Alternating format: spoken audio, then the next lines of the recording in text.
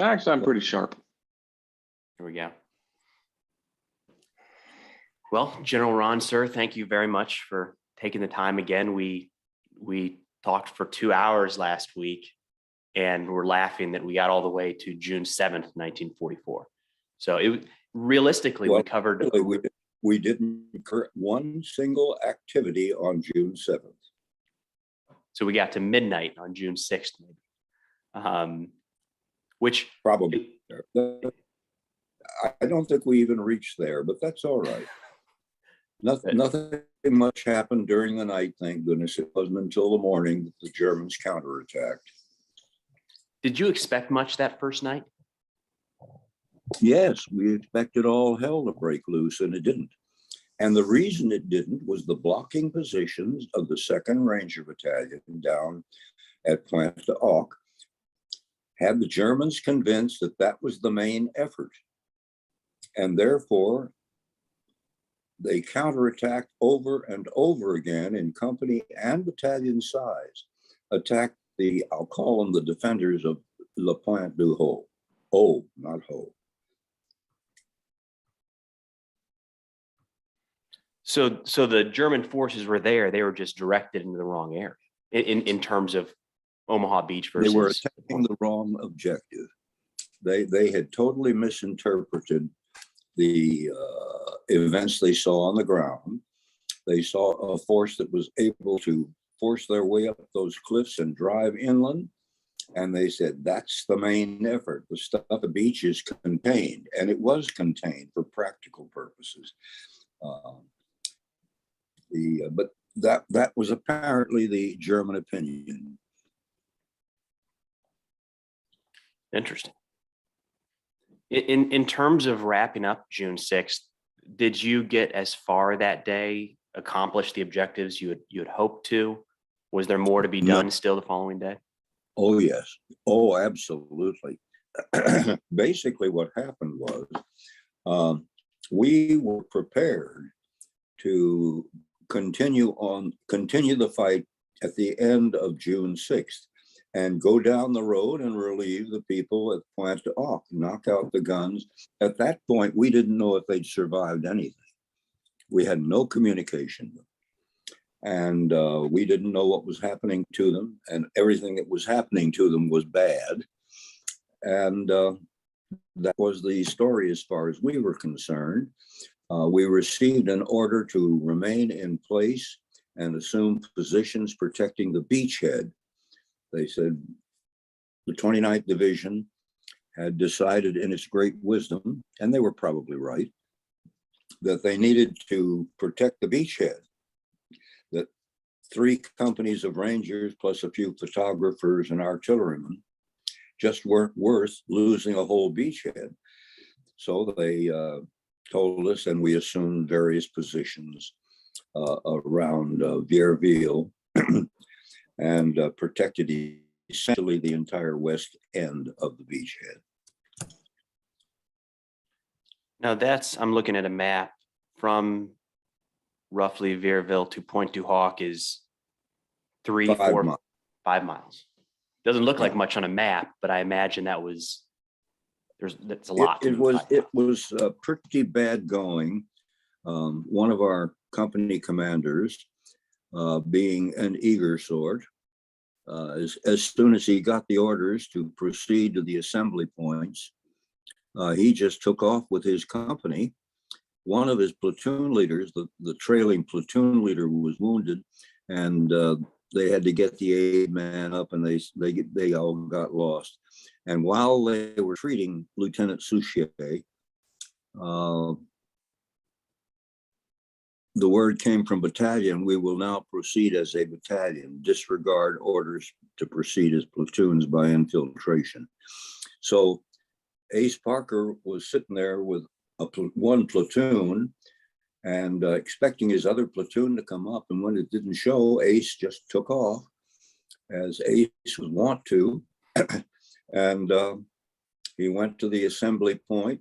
Nobody there but some people, a platoon actually from the 29th Division, 116th Infantry, probably B company of the 116th. was badly scattered. Half of the coxswains veered away from the beach when they saw the dreadful results on A Company of the 116. You stop and figure, I think they had a 98% casualty rate. And Wow. half of that was killed. They took a terrible, terrible beating.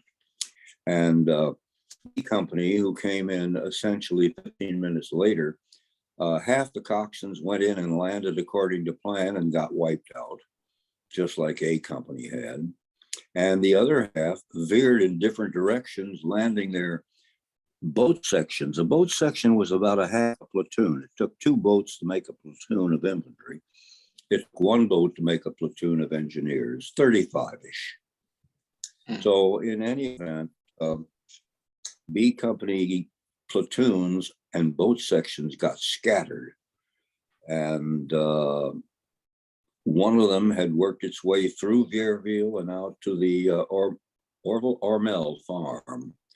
And that's where A Company of the 5th Rangers met them. The B Company of the 116th platoon or boat section pulled out, and Ace was left alone.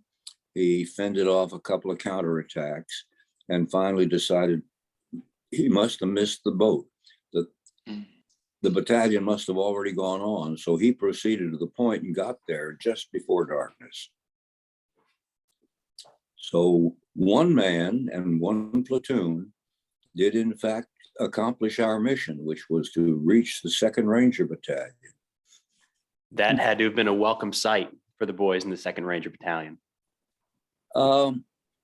Yes, they were thrown into the defense line, not as a unit, but as people here and there. We need a machine, we need a BR man there, we need a rifleman there. And this caused a tremendous amount of trouble later when they decided it was necessary to shorten their lines. And the 2nd Battalion pulled back about, well, what would it be? Probably 500 yards. And all the 5th Battalion men were still up there in the hedgerows, scattered. Nobody knew where they were. And that unfortunately caused bad feelings between the 2 battalions. The 5th Battalion thought that it was the duty of the 2nd Battalion to notify the 5th they were withdrawing. And they didn't do it. And years, decades later, there was still a considerable animosity over that particular incident. I believe it. I mean, let's face it, some 33 men, I think, was about what Parker got through with, sitting there all alone. Everybody in between them has pulled back, and they're sitting there in the dark, and then the Germans counterattack. It was not a pleasant sight. I'd be angry. And it's fair to be upset about that. Yeah, the amount of frustration, I couldn't. A lot of it is communication on the ground, and then the lack thereof. I mean, it's fortunate it sort of turned out the way it did, it sounds. Yeah, well, the big problem was not a single SCR 310, which is the company to battalion radio. Not a single one of those worked in either battalion. They had all been drenched. And the batteries, which were wrapped in cellophane in those days, had all been penetrated by the waves and the various and sundry things that happen to you in a small boat in a storm. So it was tough. Those radios didn't work.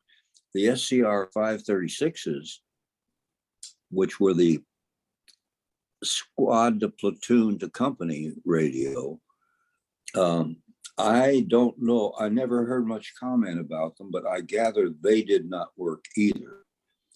In my boat, we had an SCR 310, and we actually had communications with other units. We had communications with the beach masters and so on. So we fared a little bit better than the 2nd Battalion on communications. There were so many, we spent time last We week. did, so go again.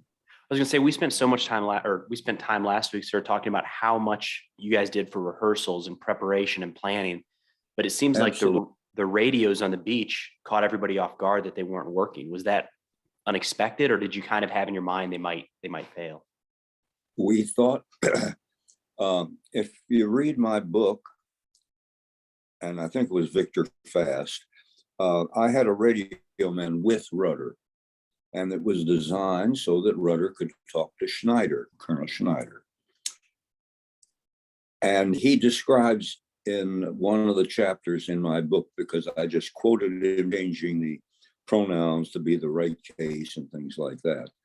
But essentially, I copied his words, and his words were, and I took those batteries out, I tested them, I charged them, I wrapped them in, I don't think he used the word cellophane. I wrapped them, waterproofed them, used grease on them to cover the cracks in the wrappings and things like that. And my radio did not work. You know, we look back now and know that the radios didn't work, but I can't imagine the feeling of being the radio operator on the beach under fire when his doesn't work. He had to have felt that he failed. He screwed up. Yeah, he did. He felt it, and he got paid for it when Colonel Rudder said, hey, you're a signal man. Yes, sir. You got a pair of pliers? Yes, sir. He said, the wire is down between here and the beach. Go repair the wire. So I'm pretty sure it was fast. It doesn't matter. This radio man of mine had to go out in all the artillery that was falling and all the machine gun fire that was falling, locate the broken wire and splice it and test it. And he finally got it done. And it wasn't very pleasant in the dark. Doesn't sound very pleasant anytime. So these were the radios were connected all with wire. Is that how, I mean, were there any wireless? No, devices? the radios weren't. Colonel Rudder, quite correctly, did not expect the radios to work. Okay. So he was what I would call a lay your wire and use the radios as backup. The primary means of communication was wire. Okay. And that was its own network, a separate entity or a separate sort of thing. Absolutely separate. My platoon had radio men and had wiremen in it, but each could do the other's job. Mm-hmm. Yeah, because radios would have been wireless. What would have been the average sort of range on the wireless radios back then? Well, how far could you go out? The SCR 536, the platoon radio, was designed not to reach battalion, but to reach company headquarters. From the distance between the fighter and the headquarters was about the range. The 310 was designed to communicate between companies and headquarters. And it also, the 310 could, in our case, reach the 9th Division, our masters, because we were attached to the 29th Division. And we could reach them by a 310. That's what the 310 was designed for. To go any higher or any longer range, we had quite large radios in the back seat of 3 or 4 Jeeps. And those were used for communication between our battalion and to whomever we were attached. And we had the signal call numbers and the frequencies and so on of many other units that we could communicate with the big 578s or something. I've forgotten the number now because we rarely use them. We use wire to get to division and that type thing. That night of June 6th, there, how well organized was it on the beach? Did you have a relatively clear company and battalion setup, or was it just completely intermixed?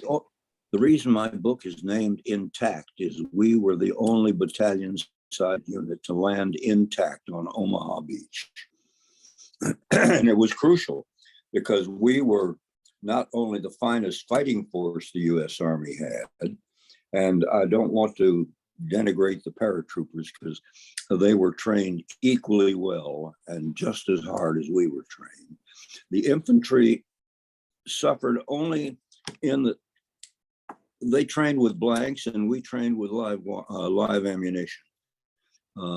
So essentially our people knew better how to stay down to the ground and a few things like that because they'd been taking live fire casualties since Scotland. Wow. And training is absolutely everything in combat. Training is the thing that allows you to make a decision without thinking.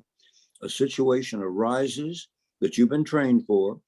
You don't have to think through the 5-paragraph field order or the 5-paragraph estimate of enemy capability. You don't have to go through that. You've done it. And you do that in training. And it also helps to have every rifleman qualified expert. Oof. That would be nice. That's, yeah, that'd be very hard to get. As a Ranger infantryman, if you were not qualified expert in your weapon, you went back to your previous organization, which I must admit in many cases was the disciplinary barracks at Fort Leavenworth. That was the deal. So work on that marksmanship. You work on that marksmanship. And most of these kids were farmers and they'd been shooting rodents and game all their lives, and they were experts. Yeah, it seemed like there was I feel like that was a common theme from my reading of World War II, just especially growing up, the people that grew up in the South that were poor. I mean, this is how they put food on the table growing up in the Depression. And because nowadays it's completely different. And I mean, people just don't grow up with a gun in their hand. No, they don't. It's a completely different time. Well, like me, I was in 4th and 5th grades at a little place called Raaen, Arsenal. And well, you can guess my age. And my father for Christmas bought me a 22 short rifle. It weighed 8.5 pounds, just like the Springfield did, but it was a single shot, single load rifle. And he put me through all of the drills of dry fire marksmanship. And then he got a steel plate from the junkyard, put it up against the side of the house, got some NRA targets, put a block of wood in front of it. Actually, when I say in front of it, behind the target in front of the armor plate. And then for months, 2 or 3 times a week, we'd go out there and he'd take me through prone, kneeling, sitting, and offhand. That was the way as far as a 45 pistol, he had an insert tube where the firing pin hit another pin. And you stood, I would guess, 2 or 3 inches muzzle to target. And when the firing pin hit that other firing pin, it would drive forward and make a mark on the paper target. And the NRA had these for the M1911 A1s, which is the same as the M1911 for practical purposes. But he had me doing dry fire. I never got to fire the 45. I was too little. I couldn't have handled the recoil. Right. But I did use that particular insert tube, and I got to where I probably could fire expert by the time I got to West Point. I never tried to qualify on the 45. And the first few kicks, and I was putting them in the dirt too. But a big after weapon. I got adjusted to what they really mean by squeezing the trigger, I didn't put any shorts, because when you jerk the trigger, your hand comes down. The bullet usually hits about 5 to 10 yards in front of you, slightly to the right, but generally on the line to the target. That's what happens with jerking the trigger. And as soon as I got rid of that with live ammunition, I know I shot sharpshooter, but it was not for qualification, unfortunately. But I shot sharpshooter the first time I put it in my hands. Wow. Shot expert with I had a Chicago piano that originally I was going to carry in combat. And the very first time I had it in my hands, I qualified. It was a qualifying thing. I qualified sharpshooter on the not the M3, the Chicago piano. What is the Chicago piano? It is the Thompson submachine gun. There we go. I was wondering. A version that would not take the round magazine, took only the short magazine, the clip. And we were in Scotland, and I happened to be walking with a young lieutenant. I don't remember who he was. I remember that I liked him. He seemed to be a competent young officer, and we were walking along, he with an M1 and me with a Chicago piano. And he said, geez, I wish I had one of those things. And I said, why? He said, well, according to the commando doctrine, volume of fire is one of the most important things you can have. And the squad does not have enough, nor does the platoon have enough automatic fire. And I just feel that I would do a much better job with a submachine gun. I think it was called the M1928 submachine gun, but I'm not sure. So I said, here, let's trade. He gave me his rifle. I gave him my submachine gun. And I said, I'll straighten out the records, because I had the battalion armorer. I was the one who had the serial numbers and the men's names. So I said, I'll straighten out ownership. And in the invasion, he carried it into battle. And I don't know, I never talked to him about it afterwards or anything. But we call those drug deals in contemporary terms. yeah, that's exactly right. And it was worth it. He was made happy, and he was not killed. I remember checking up on that. But no, it was worth it. If it made him more comfortable and made him a more effective platoon leader, it was worth it. I'm a headquarters commandant. What do I need a submachine gun for? Sure. No, I mean, good for you. They were making and issuing M3s, the grease gun. I don't know if I could have hit the moon, something the size of the moon with a grease gun. Really? It was a terrible, terrible weapon. But it did put out a good volume of fire. Very close range though, right? I mean, you'd almost have to be in a room to really effectively use those. Well, anytime you're shooting bullets in the direction of a man, he is aware of it. He is aware of it. Those were the ones with the sideways magazine, weren't they? Sir? They had the sideways magazine, the grease gun? No, it was a vertical. It was vertical? And they had two versions. They had a 20-round clip and a 30-round clip. And a lot of people taped two, and I think we used to tape three, like two clips here and one clip down the middle face the other direction. So that when you push the eject button, all you did was flip the bundled clip around and reload it, so you could do as much as 90 rounds on a single real load, but it was a very effective way to use both the grease gun and the 1928. Sayre, you're thinking of the Sten. That's the British submachine gun. Yeah, I would. That's immediate. That's what I was picturing. Yeah, the Sten was the side loader. And it was similar though in operation. It was a pretty aren't they? good weapon. Yeah. Sir, did you have people change up the weapon systems they were carrying after their first initial taste of combat? If we did, I don't know it. The only arguments we could have been is that a BAR man might have been a casualty. The platoon leader who had the BAR would assign it to a man that he thought would be the most effective with the BAR and pulled him into company headquarters. That's about the way it worked. If you changed, we were close to every man having an automatic pistol, an M1911A1. I myself carried an M1911, had been my father's, and he bought it at Fort Benning at the end of World War II.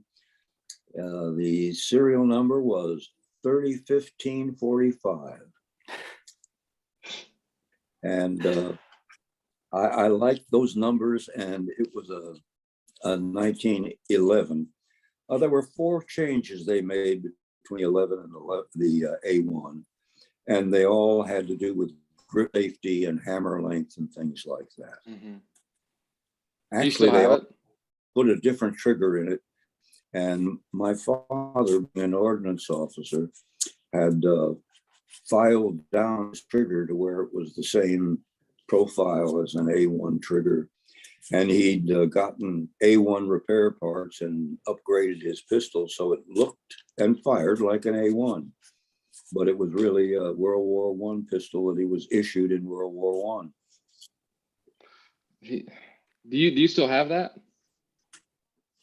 No, a son-in-law in essentially Saratoga Springs, New York, has it in a safe deposit vault. Wonderful. But it's in the family. It's still in the family. Yeah, when I moved into this little apartment, I said, I don't need a pistol to protect my property. Right. And it, by the way, according to the contract, they could eject me from the building if I owned a firearm. Sounds like you found the right place for it then. Yeah. Well, he was an assistant state attorney. And if anybody knew the gun laws, he did. That's Oh, true. well, there you go. They're tricky That's in New absolutely York. true. Yeah. Yeah. They are tricky. You were talking and then last that's time. not even for protection, obviously. Well, just the last thing on that. I mean, yeah, I'm sure it'll shoot a 45 just fine, but you know, you're at the point, there's tremendous value in that as an heirloom itself, and just doesn't have to shoot bullets. You know, that's the thing with firearms. They've got that, yeah, they can shoot guns, but they become this family asset. You know, I've got some of my grandpa's guns. Oh, yeah. Well, my father also had a 38.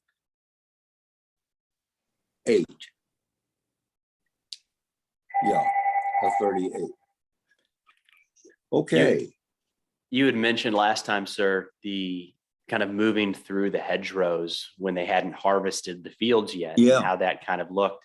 Did the Rangers stay together as a battalion operating through what we now call the Battle of Normandy? Absolutely. Absolutely. I want to say a couple of things about that wheat. For years, I knew there was something missing in my story. I'd already published the damn, and I knew there was something missing. And I was asked to be a veteran tour guide for the Special Operations Command of Army Europe. Actually, it was not Army Europe. It was the Army. It was the no. It has to be doesn't matter whether it was Army or Europe itself. And I was the guide. And they put us in Caen to stay, which is about a 30-mile trip to the beach. I'm just guessing on that number, but it was. And as we were getting along, and I was sitting there in the front seat, and I had a command sergeant major as my nursemaid, and I had a spook for protection. I never did understand that spook. But in any event, we were driving along there, and I was looking at these fields of wheat and saying, geez, they'd provide pretty good cover for you. And I suddenly realized that was the thing that saved our butts in Normandy, was that wheat. And this was at least in the 60s. So we're talking 20 years from the invasion, and that had been escaping my mind, and I'd been reaching for it, but I couldn't get, there's something I'm missing. And anyway, that is the way we escaped from massacre in the French farms. So that's another tidbit you have. Yeah, I feel like all of the pictures and maybe movies and shows that have been made tend to show pastures where it's maybe knee-height grass, but that's a whole different animal when it's shoulder or taller wheat. Yeah, well, remember, these are farms. These are not bovine milk farms. These are producing farms that produce various grains and oats, wheat, barley, things like that. So they are very important to the economy, and much more in evidence than grazing fields where they have a few cows. There must have been quite a few French civilians still around if those fields were ready to be harvested. Oh yes, there were lots of French. No ifs, ands, or buts, and they interfered considerably. They got in the way. They gave the troops Calvados to drink, and before long, you had a bunch of troops who could barely walk on their knees and that type thing. Every serious disciplinary problem I had in Normandy could be traced back to Calvados. Because most people thought it was cider. It tastes just like cider, except it burns like molten lava going down. That should have been the sign. It should have been, but Yeah. you'd be surprised what an enlisted man will do for a drink of liquor in battle. That would be tough to have to corral, especially because I'm sure they're lightweights at this point. Did you have many, were there a lot of civilian casualties with all the civilians that were around? Oh, yes. When you imagine. call for artillery, or I should say from naval gunfire, and you're sitting 10,000 yards from the target and he's 30, there are a lot of civilian casualties. Yeah. One of the French premiers, and I don't know of which state or even the country, made the statement, said, I think if push came to shove, we could probably tolerate another German occupation, but there's no way we could stand for another American liberation. Interesting. Official statement, French government, but I don't remember what level. Sure. That's an interesting debacle, is when you go to help fix things. You know, you try to help things, and a lot gets destroyed in its path. The population welcomed it. The women were no longer raped, and the whole villages weren't executed because they caught one man with a stack of dynamite in his basement, things like that. The Germans were brutal. They were brutally cruel. And so I'm not so sure that particular Frenchman that I quoted was representative of the way the French felt. I went back to Normandy 7 times, and every time everybody in the country was out waving one of three or maybe all three flags: French, British, and American. Many of them had two fists full, and there was bunting on every public edifice. There was bunting hanging down from apartment windows and things like that. And since we all use red, white, and blue, I mean, it didn't take much to say, well, that represents me or what have you. One exception, President Bush was president, and the French premier started with a CH. I can't remember his name, but it was the same. Who? Chirac? That doesn't sound quite Is this right. Bush too? But sir? The second Bush? George W. This Bush? was the second Bush. This was Bush too. Yeah, sorry. Although I knew the first Bush, and I was a great supporter of his. I guess I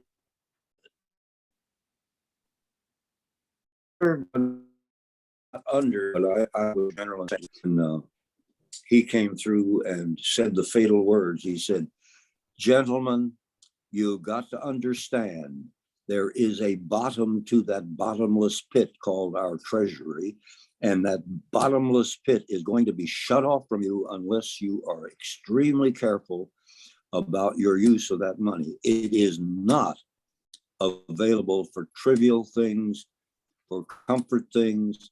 If you use your money, it better be for hardware, that type thing."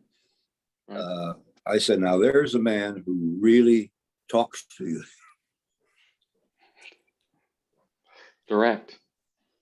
Do you recall a time, sir, that the taking and holding of the beachheads in Normandy was a huge accomplishment, but there was also so much left to be done? Was there time where you were able to not celebrate, but recognize what you had done, or was it right into the next thing?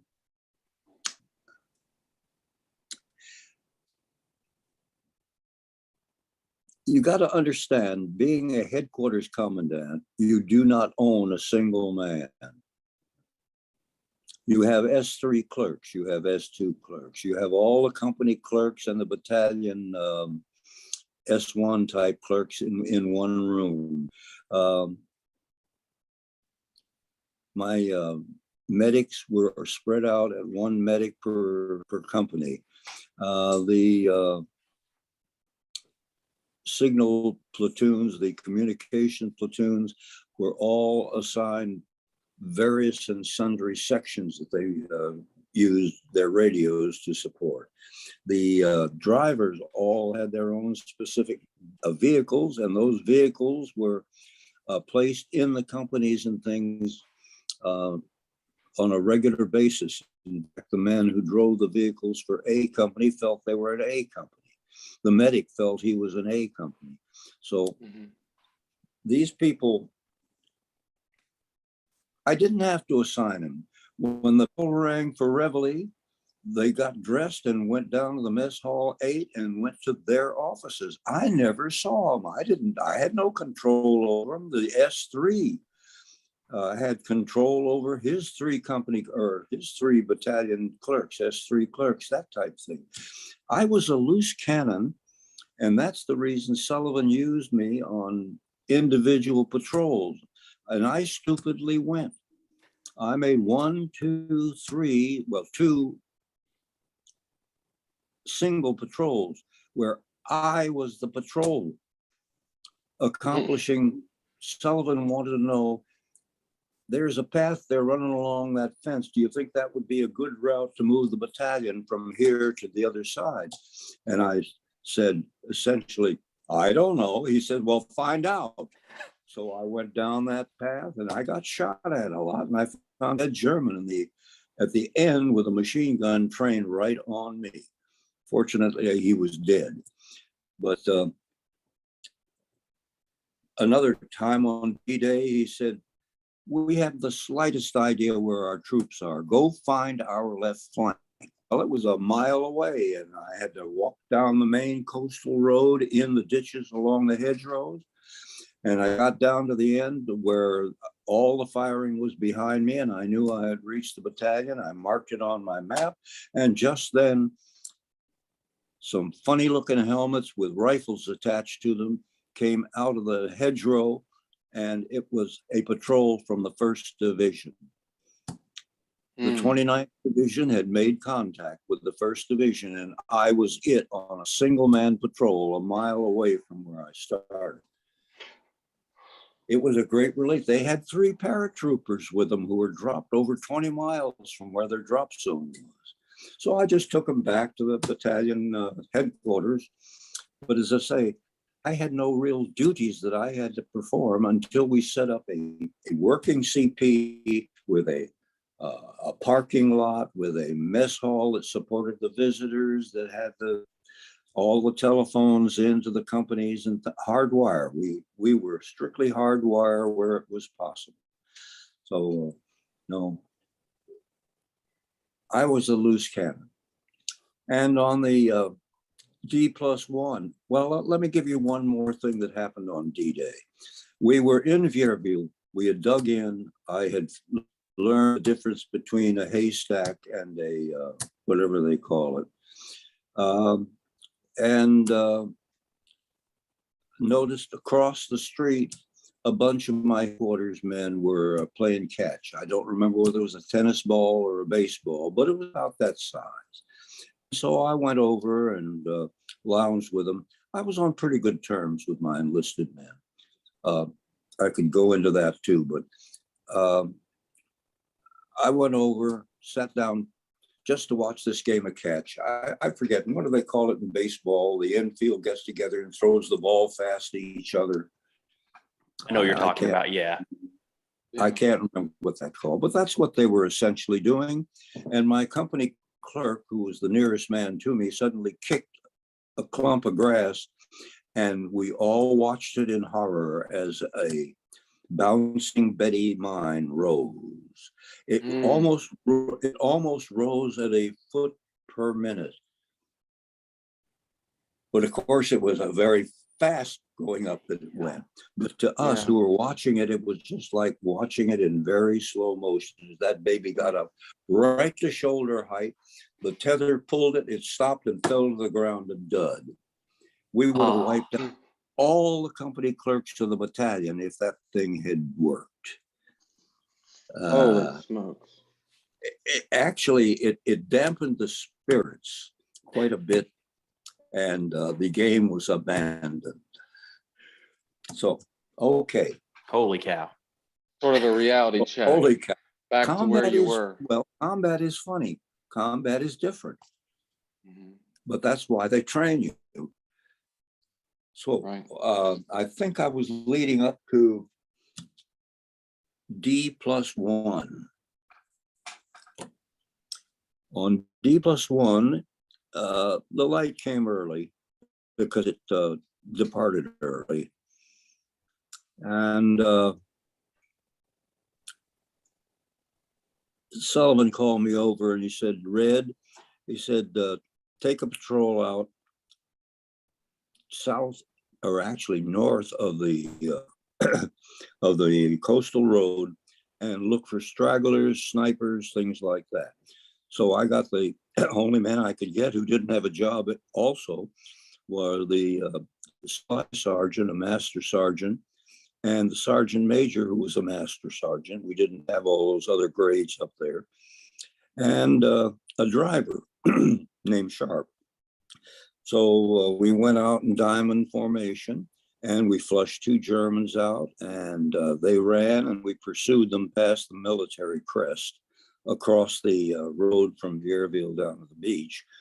And after searching for him, we heard the vehicles cranking up to relieve Plant Hawk, and the sergeant major said, Captain, I got to go. I got duties to perform finally.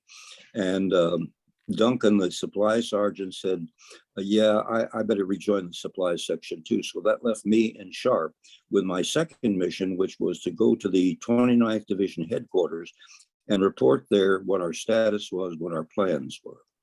So Sharp and I started down the road, and you've never seen so many MPs in your life. I had to give them who won the World Series in 1921, what was the score of the Army-Navy game in 1938, and all those wonderful questions like that that MPs like to torture you with when they wonder if you were a German in an American uniform. But we got through them, and I got down to the headquarters, and I reported in to the G3 section, and I started to give my little report about our situation and plans. And General Gerhardt walks in. Well, General Gerhardt was a friend of my father's. So he said, come on into the office with me. And so I went into the office with General Gerhardt, and I gave him a long man's tour of what our plans were and what our successes were. And he said, is there any way I can help you or the division can help you? And I said, we're out of ammunition. We went down to the beach last night, took all the bandoliers, rifle belts that we could, machine gun boxes and so on. We brought them with us. We replaced most of our weapons there. But even so, we are running out of ammunition. He called his aide in and he said, take Captain Raaen down to the beach, find him a vehicle, take him to the ASP, give him any ammunition he wants. And so we did just that. And next thing I knew, I was on the road from the beach back to Vierville. We got to Vierville, it was empty. We could have been the only two people within 10 miles of that intersection. I don't know. I don't know where they all went, but we had planned to send a regimental force, the 116th Infantry, supported by 8 tanks from the 743rd, and the advance guard was the 1st Battalion, 116th, which was down to approximately company size. The 2nd Ranger platoon were point. 2 Ranger companies were support or advance guard. And then behind them was the main body of the 116th Infantry with more tanks and so on. So that was the plan. What had happened was just before I went on my patrol, the Germans counterattacked about 200 yards away from me, one of our companies.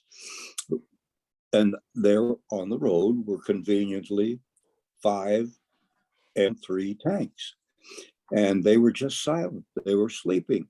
I got up on the tanks, took my rifle. I carried an M1 by then.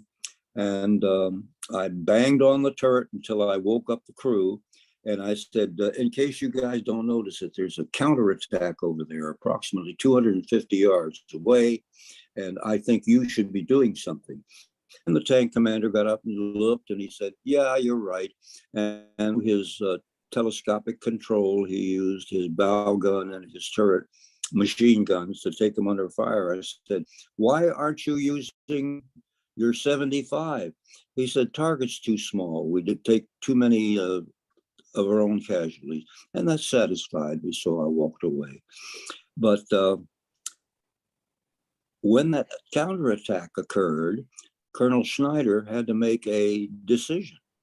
Do we let this relief force go or don't we? Well, the point, when I say point, I mean the advance guard, which consisted of the equivalent of 3 Ranger companies, 1 infantry company at full strength. Company C of the 116th had taken very few casualties. And the 8 tanks and things, he decided to let them go, but retain the main force to help the defense of Vierville against this counterattack and other counterattacks that were beginning to occur around the perimeter. So by the time I got there, all the troops were either gone out of sight toward Pointe-aux, or they were fighting in Vierville against these various, and most of them were very small. The one that I had seen looked to have a couple of armored vehicles. I don't mean tanks, but they're like personnel carriers and things like that. And it looked to be in a strength of perhaps company size. It was serious. So they got the Rangers to engage the active counterattacks, and the rest of the 116th dispersed into battle positions so that they could take on any subsequent counterattacks. But I didn't know any of this. I didn't know the plan had changed.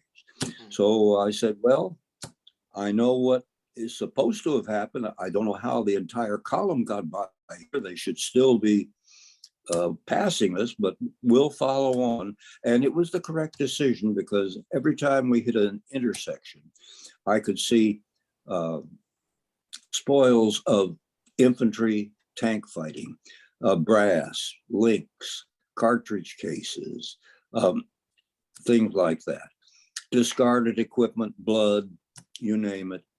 And so I knew I was on the right track. And so I followed the detritus that follows a battle, and came to an intersection, could go either way. The maps were unclear. The map showed it that this intersection should be a T, but it really wasn't. It was a Y. And I said, well, I would take the right part of the T. I'll gamble on the right part of the Y. And I went along, and pretty soon I managed to find the rear end of the column. And just at that time, well, what a Jeep like that does is it distributes its ammunition. It picks up the walking wounded. I mean, those guys are having a hell of a time using their rifles as crutches and things like that. We picked up the walking wounded, and there were a few other incidents that I think are worth telling as a story, but not here. And I reported in. Major Sullivan was the executive officer of this thing called Task Force Metcalf. Metcalf was the battalion commander of the 116th Infantry's 1st Battalion. So I got up to Sullivan, and he said, oh, Red, glad you're here. Go out and take a look at the tanks and see that they're in proper position for a German counterattack. None of them have been able to cross the huge crater you will find up in front of you, flanked by minefields and wire. So you'll have to find 8 tanks. Well, I went around, I found 4 tanks. And the tanker said, oh, we bypassed that minefield. The 4 tanks are up ahead, and they were a couple of miles ahead. So I went back and told Sullivan, and I'd been in the armored. I was in the 10th Armored. And I went back to Sullivan and said, the tanks look to be in very good position. They're mostly hull down behind piles of debris, limited traverse, but still cover the routes of approach. And I'd say that they're in good shape. So he gave me another couple of tasks, which I went around. Remember, I'm again the loose cannon.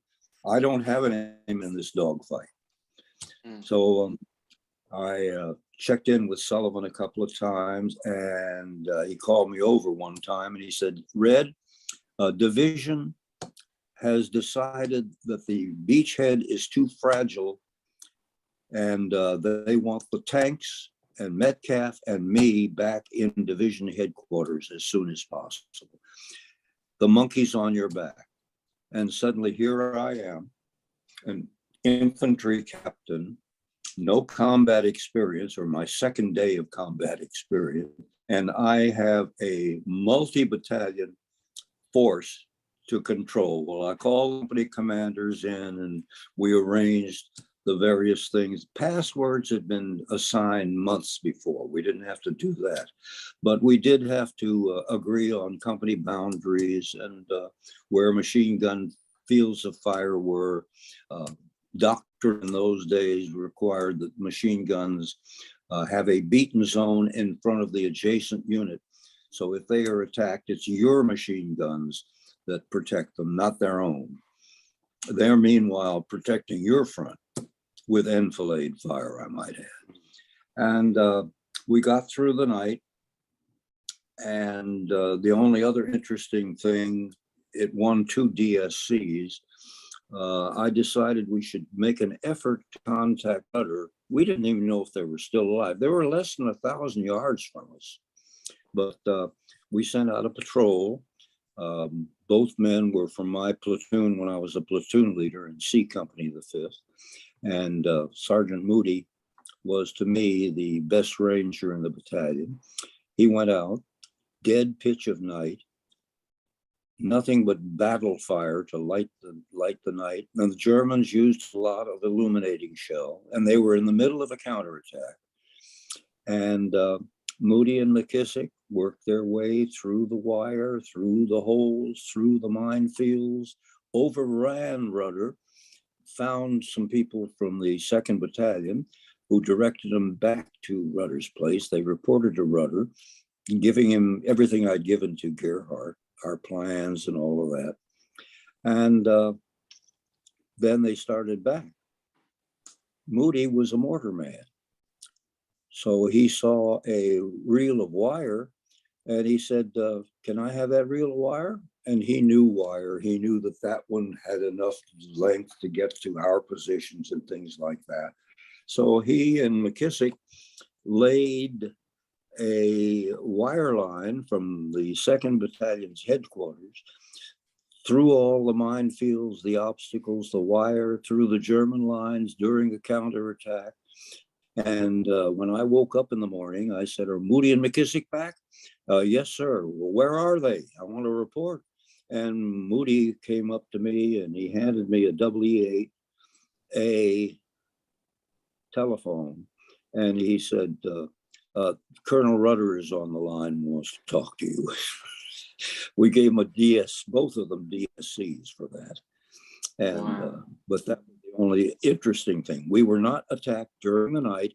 The Germans were still concentrating on Plant Ock as the focus of their counterattacks. So How would you articulate there? Because yeah, you've done the invasion, you've done the foothold, you've endured some counterattacks. What was your gut instinct on the German resolve and their disposition and attitude? they were very professional.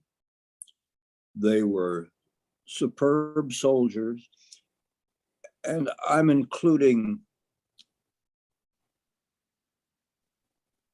up and including Brest. The German soldier was a wonderful soldier. He had 2 things wrong with him. One was that the Germans had been attacking for so long that their tactics had gradually become the tactics of the attack. For example, they had 2 marvelous machine guns, the 34 and the 42. Mm-hmm. They were mounted on bipods. Now, you could get versions on a tripod, and they did have them in Tobruk's and fixed position. But the machine gun that the Germans liked to use was a bipod machine gun. Narrow fields of fire, low profile, move along,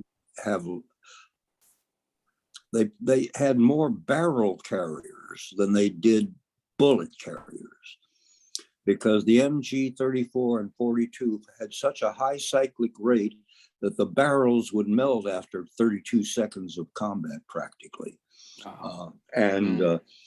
They had all kinds of crewmen who were dedicated to changing the barrel, who carried the asbestos guns, who carried the buffers, who carried the tubes and things like that. And usually after a minute, 2, 3 of firing, the barrel changers would come up and they would flip the barrels out. The barrels would be useless. They would have been burned out. And they'd take the new barrels, install them, do the, what do they call it when you adjust the barrels to the bolt? Headspace and timing. Which? Headspace and timing. Yeah, headspace and timing. They had to And do they- those on their machine guns for the light infantry. They had to do headspace and Yeah. timing. Yeah, you had to do all of that. So Did you have to do that with yours? With US ones? I don't know. We had the A4 machine guns, and we even traded those machine guns for BARs. We much Right. preferred the B. Right. I remember. Yeah, And you that maybe don't have that's a head- why. Yeah, you don't have a headspace on the adjustment there. But I think that ends the story. They had offensive doctrine and they were trying to use it in the defense. And it doesn't work. You want broad fields of fire with a machine gun in a defensive position. And they were definitely on the defense, but they were using narrow. That's just a single example of doctrine that has to change between the defense and the attacking modes. So there goes my phone, but it's in a different room. It's the other, oh, there it is.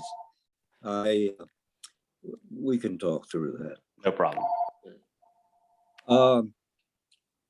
I was on German tactics in Brest, getting out of this mode.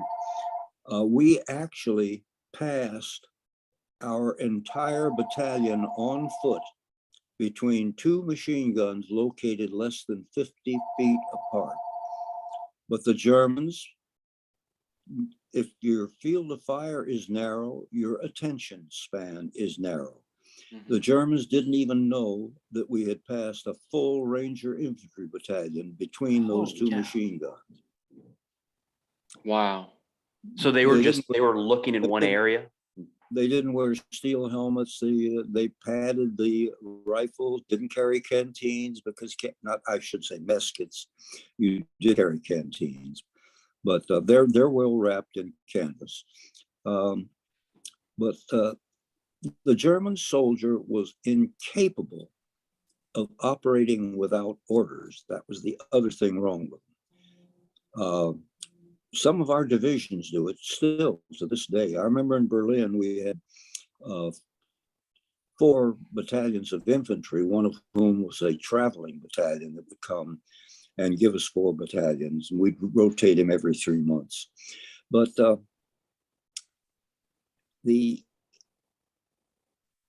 trying to pull the thread in there for a moment. Oh yeah,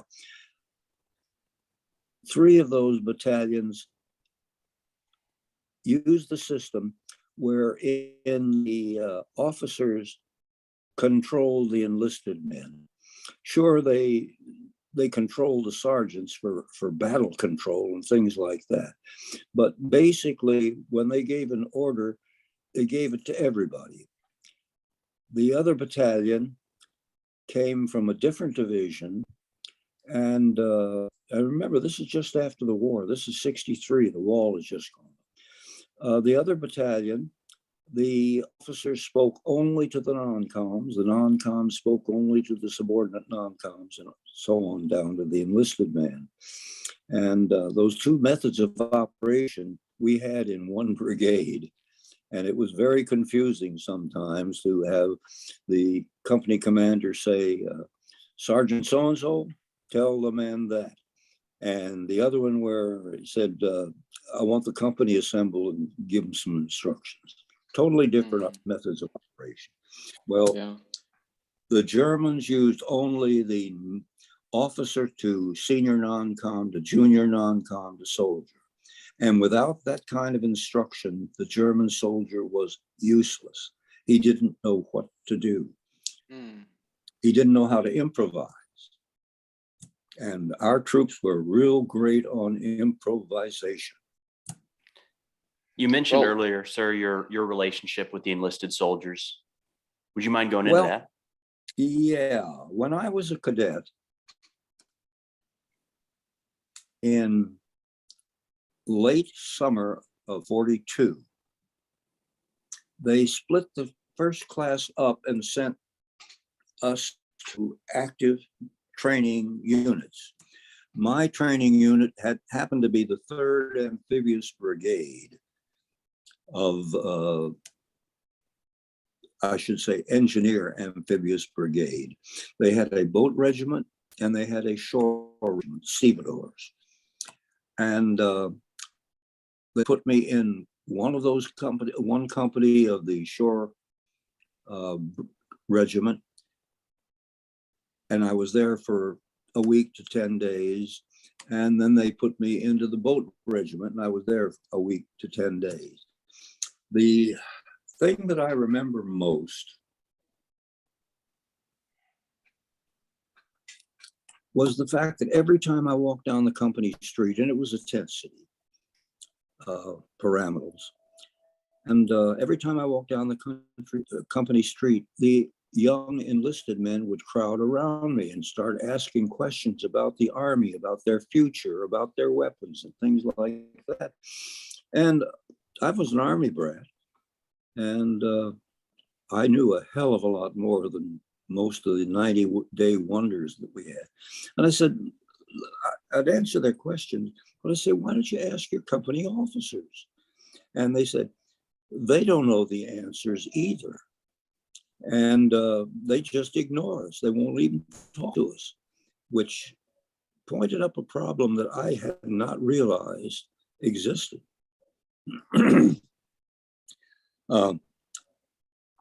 It was no more than a week ago, well, maybe 2 weeks ago, that somebody resurrected an interview I had with Tom Brokaw. And Brokaw, in his closing remarks, said, you have no idea the gap between officers and enlisted men that existed before combat, before they went to war. They said, officers would not give orders to any enlisted man except the first soldier, or in the case of a platoon, the platoon sergeant. And there was a huge gap. A private probably never even saw an officer. There was that big a gap. And there is no wonder that initially we had lots of problems, because what happens first is Pearl Harbor is attacked, and it's the initiative of the enlisted man that saved what little of the fleet we were able to save. Well, that reminded me of my incident in Wacoit Bay with the 3rd Amphibious Brigade, that they were set up so the officers spoke only with the non-coms. It wasn't until they drank from the same canteen in battle that the officers broke down and began to be cordial to enlisted men as friends, not just subordinates. And it developed the way the Army gradually developed during the war. The officer corps and the enlisted corps, particularly at the platoon level, became closer and closer and identified with each other, as opposed to being two separate fortresses fighting the same war.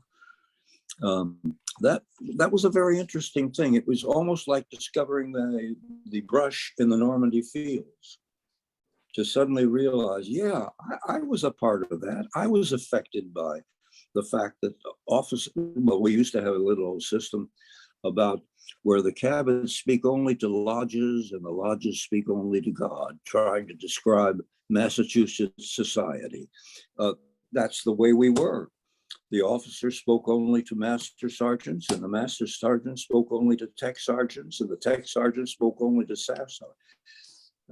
But drink from the same canteen, repair each other's bloody wounds, share ammunition, share food, share medical supplies, you become a lot closer. The German soldier and the German officer corps never got closer. They were still fighting as independent little fortresses that required a command from above to do something. Did that answer your question? Absolutely. Yeah, absolutely. Yeah. And sir, the legacy continues on that leadership, because, I mean, it's been whatever, 15 more plus years, but as a ROTC student myself, I mean, that relationship that you're describing was paramount. I mean, from day one, they are beating into our heads as these future officers about that relationship with enlisted and respecting your NCOs and the knowledge that they have and the communication and the fact all that of our which is primary instructors were enlisted folk. You know, they weren't really officers. that is true. That is the beauty of our Army. The Marines call it improvise, which is the same thing, be able to operate independently without instructions, just knowing what the mission is. And I think that answers my feeling about the German soldiers. Superbly trained, couldn't be trained any better. Just as tough a man as the Ranger. And I have a few instances of that in Brest, but we developed an army, even in training while we were in Scotland. Perhaps it was the commando influence. We had commandos who trained us at Camp Forest, Tennessee, that type thing. But maybe it was the commando attitude. But even in caste-ridden England, where they had an officer's caste and they had a non-coms caste and they had a other ranks caste, the British officer could talk to the enlisted men in the commandos. And they may have endowed us, thank goodness, with that, because I was on a first name basis with every one of my enlisted men. Now, I did not know what their wives' names were. I knew the ones that were married, and I knew the ones that had marital troubles and things. But basically, I was friends with my enlisted men. And that's the case today. All of yesterday, I was fighting a problem which I know I'm going to lose here in the management of the Mayflower. The management is suddenly turned on the employees, and that is the worst thing that can happen. I spent yesterday trying to write a letter to bring the crisis to the board of directors who really own us as a corporation. Yeah, it's people. And it's such a tricky balance in the art of it, because I'm sure you've also seen the opposite side where leaders get too friendly also, and that can be not a good thing. And then you have the people that no friends at all, no relationship at all, and there's just this balance between that role as the officer and the one who has to, it's the order, right? And then, but then they're people, they're humans, they're just dudes, you know, from across the country at the end of the day, and we're all just trying to do a job. Absolutely. Sir, let's talk about the Battle of Brest, if you would. That was a pretty big operation in the western port. I guess, is that still Normandy, technically? Western France? No, it's Brittany. It's the next peninsula down. And that was designed to help bring more supplies in for the mass amounts of troops that are now coming into Europe. But relatively urban fight, is that fair to say? You would be surprised how much open countryside there is in France. It's an agricultural nation. And Brittany and Normandy were two of the most productive states in France, agriculturally. But in Brittany, we had 1, 2, 3 infantry divisions, 1 armored division, and a lot of cavalry, plus 2 Ranger battalions. And the fight was by a group of people who were not trained to fight as infantrymen. Many of these people were Navy people who were supposed to work in the submarine pen yards, because that was the biggest submarine base that the Germans had, was Brest. And so they were not trained soldiers. but they were given weapons and rushed out to the various anti-aircraft and seacoast defense units into the forts and had to defend against crack U.S. Rangers. In that sense, it wasn't a fair fight. They knew that they were going to lose. It was just how long was von Ramke going to hold out? Well, von Ramke was going to hold out until he had destroyed the usefulness of the port at Brest to the Allies. And they successfully sank ships and things in all channels so that it would take years, and did take years, to make it a usable harbor again. So that was the sort of the rules, the starting rules of the game were a bunch of mostly, don't mistaken me, they had parachutists there and they were just as well trained as any infantryman anywhere and so on. But the bulk of their forces in the defensive forts along the coast, and they had to be reduced, the bulk of their forces really were anti-aircraft operators and naval gunners, naval steamship motor drivers, whatever you want to call, just armed for the purpose. And they did not fight as fiercely as the German infantrymen would fight, because they would rather be captured. Mm-hmm. Be captured, they get 3 squares. And they were relatively, I don't know if surrounded is the right term, but they were cut off. They were cut off. With 3 infantry divisions, they were pinned against the shoreline of their harbor. And the armored division was over on the other side, so they couldn't swim the harbor to get away, because there was an armored division with cavalry, armored cavalry around on that big point that came up from the south.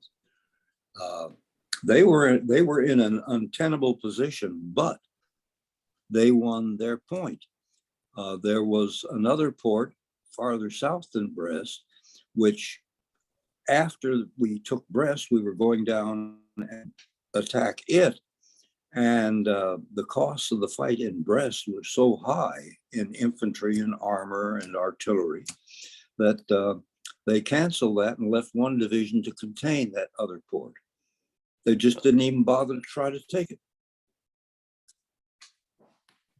Let me tell you a few things about Brest that were very interesting to me as an observer. I was always the advance party. I always had a Jeep, a driver, and maybe if I were lucky, I'd even have a non-com with me. And when we went into Brest, I was separated from the battalion. They were up around Mortagne, where the Germans were counterattacking, and we would be in the Falaise Gap battles there. But I was separate, and I was right on the edge of the battle again. I mean, I could see the blood. I could see these spent cartridge cases still smoking, the fires in the tanks and things like that. So here I am with my happy little driver, Eckern, and we are proceeding down the road toward a place called Carrefour, to where we had been told the 8th Corps advanced headquarters would be, and to receive further instructions there. There's no Carrefour on the maps, the military maps of Germany. So I'm following all this trash, and I did not see any physical characters, but true characters, but I did see lots of blood and lots of spent ordnance. And I was proceeding down the road, dirt road, rather cautiously, dirt road between 2 hedgerows. They had them in Brittany as well as Normandy. And over in a field, I saw a French farmer. He looked like he was about 80 years old. He was all bent over, typical man with a hoe. He was using a hoe on a French farm field that must have been 200 by 400 yards. And here he is, 50 yards, 60 yards out in it, dutifully hoeing furrows. And I guess he was planting something, or maybe he was just trying to shake the dirt up so the water could get into the roots. I don't know what his job was. And I looked at him. The nearest hedgerow was perhaps 200 yards away. And I said, I'll take a chance. So I stopped my driver, being very careful to walk across the hedgerow into the farmyard, watching my footsteps, looking for the tiniest trace of a wire, of a prong trigger unit. And I got up to him, and in my very best French, I'd only had 4 years of it. Monsieur, s'il vous plaît. And he sort of looked up at me while he hung on the hoe. And I said, où est le village de Carrefour? And he sort of ground his chin, and he thought a little bit about it. And finally he turned to me and he said, in perfect Oxfordian English, young man, in case you don't know it, there is no village of Carrefour in the country of France. Carrefour is the word for crossroads. There is a famous crossroads 2 miles ahead of you where you are going. That is probably your destination. And with that, he became the man with the hoe again. And he obviously was a general. So, Wow. to me, that's What one of my stories? I mean, I things. can't imagine like just kind of living through all of this. You just had to farm, right? You're just trying to farm. Yeah. Yep. He was out there just hoeing away.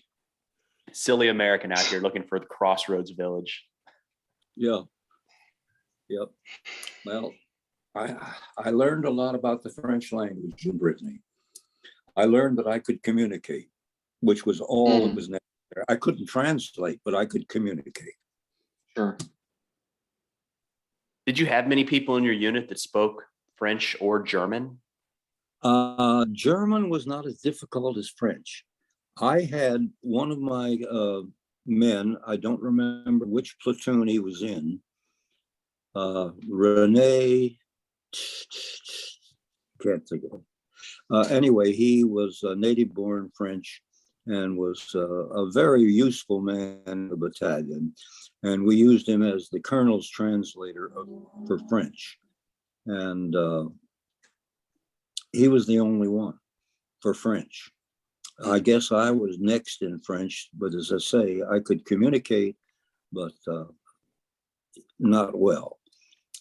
In later years, I have learned much, much more French, and I can read French now almost as easily as English, and quite a bit better than my Spanish. A lot more languages than I can even attempt to dabble in. Yeah. Well, I always found every time I was overseas, it was best to know all the courteous words in the foreign language. In Vietnam, I could order food, I could ask for directions, I could ask for military information, and I knew all those words, and with maps, you could really communicate with the Vietnamese. I had the same thing in Korea. I could speak enough Korean that I could order food, get directions, things like that. It very useful, far more useful than trying to speak English to someone who had never heard a word of English. So to give anybody listening kind of a big picture view, the Battle of Brest wraps up in mid-September, mid to late September. Operation Market Garden was right around that same time period as well, which was at a high level designed to hopefully end the war early. Did you feel that on the ground, that the momentum was shifting, that things were heading in the right direction? When the Falaise Gap was closed, albeit too late, the war was over. It was just a matter of whether we picked up the pieces living or picked up the pieces dead. It was a furious fight that Hitler waged beyond the Valley Gap, but still, the war was over when Colonel Schneider said, follow Plan A, platoon infiltration, assembly point.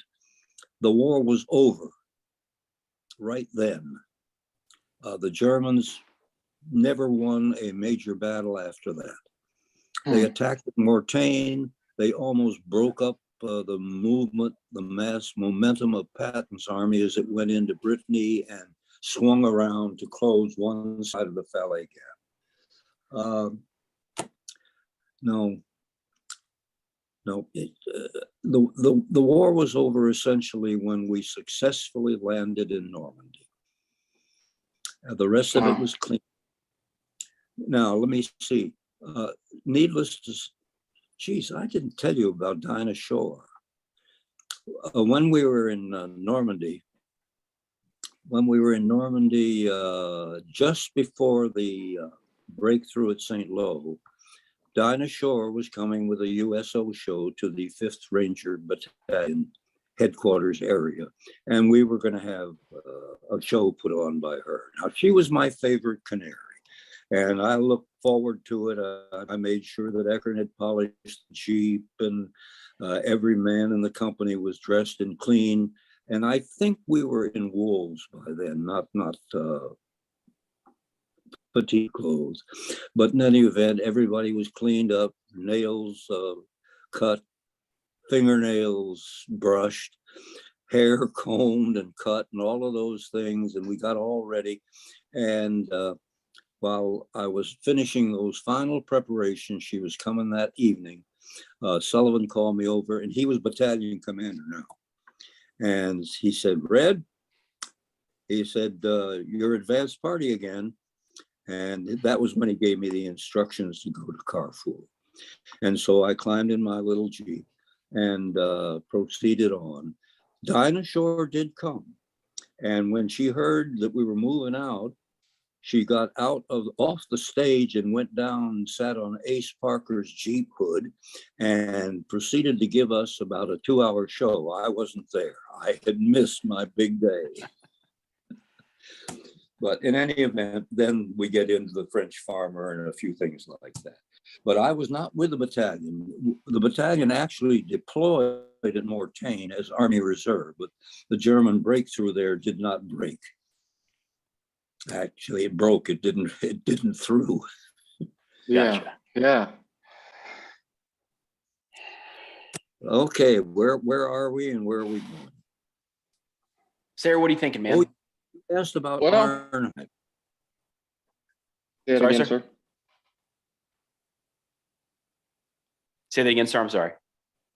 Okay, again, I'm on the edge of the battlefield going from Brest up north.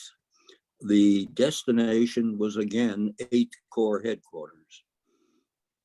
And so I climb into my Jeep and go some 600 miles, skirting a battlefield on my right-hand side, over and over again, skirting the battlefield. One time I was driving down a road of a smoking French town. Artillery was still hitting in the far side. And as I went down, I noticed an American soldier hiding in a doorway. And I said, well, maybe he'll have some information. So I said, Eckerd, back up. I want to talk to that man. And I went over to him and I said, soldier, what's ahead? And he said, enemy. And I said, enemy? He said, yep, I'm point. And I said, your point, why did you let me pass? He said, you know, you look like you knowed what you was doing. I mean, it was that close. Yeah. Goodness. And that happened all the time. I figured you had 3 tries. Each battle or war, you had 3 tries. If you weren't killed on the first one, you would be killed on the second one. If you weren't killed on the second one, you would be killed on the third one, and there was no 4th one because you could not survive the 4th. Well, that was my first one in the battle for Central Europe. Checking with the MPs, and thank God for the MPs. They were encyclopedia. They knew all the phone numbers. They knew all the radio code signs. They knew all the location of every troop unit. And they knew where you could bed down, knew where you could be fed a meal, where you could gas your car. They knew everything. And one of them said to me, now, when you go down this road, the obvious place to go is take the left fork and go up the hill. Don't. In less than a mile up that hill, you will run into a strong German defensive position. Do not go up that left fork. And so my driver, we were driving along and we came to a fork, but the right branch of the fork was too small. It was sort of like two ruts. And I said, well, that can't be the one he's talking about. So we started on the left one, and true enough, it started going up. It was dark now, pitch dark. We didn't even use blackout lights. We didn't use the little blue spotting lights or anything like that. And so we were driving in total darkness. There may have been a little moon, there may have been some starlight, but we were going up. And I said, this is just what the MP described. I said, Eckern, stop. And he said, why? And I said, stop. And he stopped. And I got out of my car, deciding that I would walk in front of the Jeep and he could follow me. You could see such things as the white stripe on the helmet. There was almost always enough light for that. And I figured that would be the safe way to proceed. But being on foot, maybe 20 feet ahead of him, I could run into any German outpost. They wouldn't hear me because I would be doing the old moccasin foot march. And I got around to the front of the Jeep and I was holding onto the fender, going to walk in the center of this road. I was over on the side and my foot slipped into a huge crater. The crater was probably a delay fused 155 because it was a full 10 feet across and maybe 8 feet deep. And if we had gone another foot, we would have been down in that crater. So we hastily backed up to our little fork, took the right fork, which finally turned into a decent road. That was two. There was another one, but it was comparatively minor, so minor, I don't even remember it now, but I got through two of them. At Brest, I had two. I didn't get the third one. The first one, I was going off duty as the staff officer in the headquarters. We always had an action staff officer there. And somebody said, where is, I think, Fast, or one of the radio operators. And somebody said, oh, he's out sleeping. He doesn't know he's coming on. We said we'd wake him up. And I said, well, don't bother. I'll go out and wake him up and stretch my legs, that type of thing. So I went out and there he was lying with his leg on his rifle on a haystack, a little wooden crate over here, and otherwise looking just like a French farmyard. And something caught my eye moving over to my right. And as I saw it, it was a German 10-meter high explosive shell. It came toward me. It hit fast on the fleshy part of his leg, ricocheted off about 8 feet, may have been 8 yards, and ended up on that little crate. And I looked at Fast and he was writhing in pain. His leg was crushed by that 10-centimeter HE shell. And that was one. Wow. Two, we had positions along the harbor shore in Brest. And I had to go down to one of those positions one day, and it was kind of hairy, simply because there was a horseshoe turn that when you were in the middle of the horseshoe, you were under direct German observation, and they had an anti-tank gun pointed right at that spot.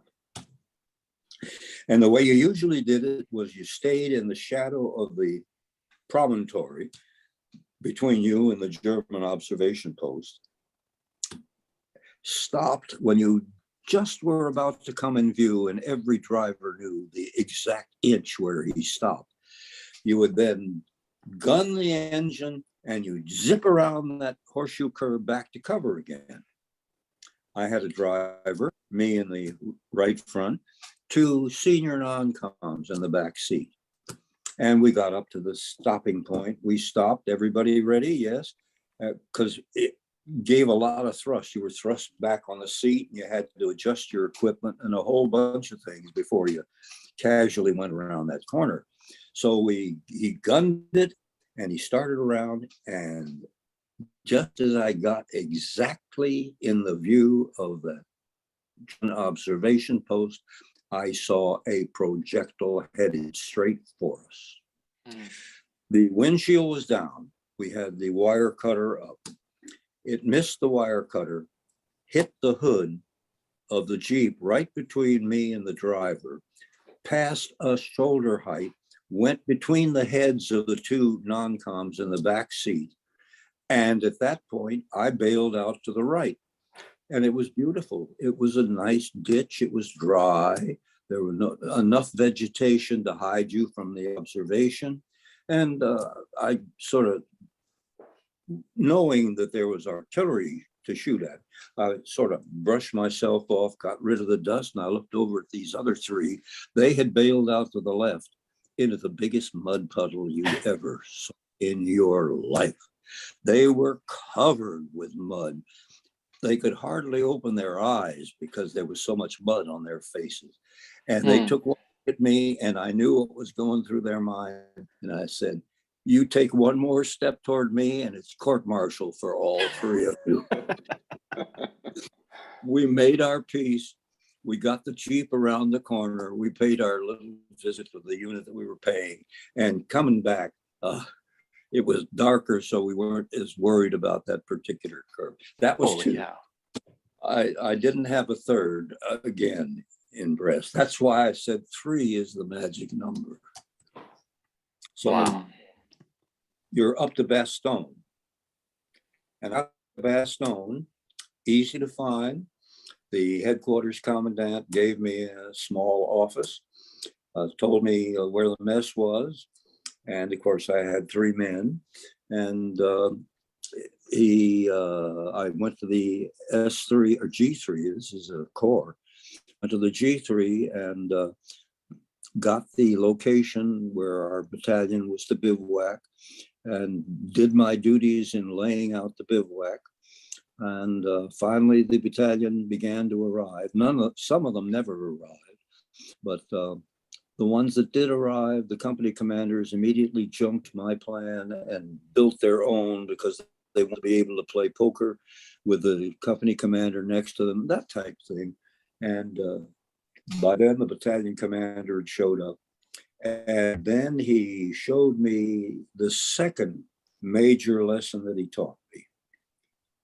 The first major lesson he taught me was what he did at Brest when he was a battalion commander actually in combat for the first time. He would go to the company at night that was most in danger of German counterattack. He would lie down beside every rifleman, every machine gunner, every bazooka operator, and he'd talk to them. And he'd say, who's your sergeant? Sergeant so-and-so. Where is he? He's over there 20 feet in a foxhole. I said, all right, who's on the other side of you? Bill so-and-so, rifleman. And he would go through the things a rifleman should do to protect himself at night. Knowing where his command structure was, knowing where the next man is, knowing where his alternate position was, knowing where his supplementary position was, and so on. And he did that with a company every night. He'd go to a different company, and you can bet your bottom boots the enlisted men knew him. He's probably the best known battalion commander I've ever heard of. But that's just the way. That's the way he operated. That's lesson one. Lesson two. Oh, when we got to Bastogne, we actually were out near a little town called Wiltz. Beautiful little town, alpine, forests, those magnificently cared for forests the Germans had that broke down cavalry charges in the Middle Ages and things like that. While we were waiting for the companies to arrive, Sullivan was out talking to the MPs. He learned every unit that was in the area. He went to them, he exchanged call signs, he telephone addresses, things like that. He visited every unit that was reachable, including the two divisions up on the front lines facing the Germans. One was a recruit division. They'd never seen combat, didn't have much training. I think it was the 104th. And, but it may have been the 104th was in the actual battle. And a tired infantry division that was brought there for rest because the Germans had been through the Ardennes twice and they wouldn't come a third time. They wouldn't be that stupid. So he visited all these things. And what he found was those two divisions were in such bad shape. Their equipment was 50% operational, that type thing. One because of combat and one because they didn't know how to use it, and so on into the night. And he decided to take advantage of his last conversation with General Bradley. General Bradley said to Sullivan, "I know infantry commanders want to use you as stormtroopers.